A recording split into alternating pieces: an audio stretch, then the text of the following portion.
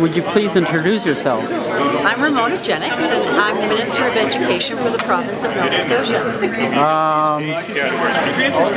What is the purpose of this conference?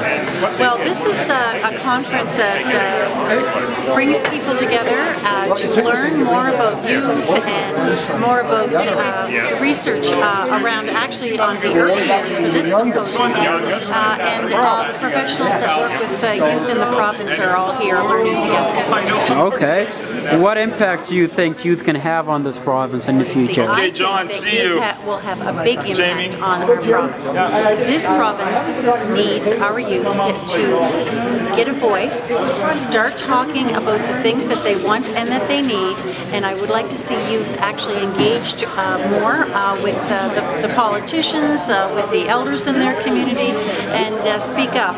I find that youth sometimes are reticent, which means that sometimes they're a bit shy about talking to people, but I find with the leaders of today, I love having dialogue with that group, and I think that all youth need to learn from those leaders on Speak Up, because we are listening.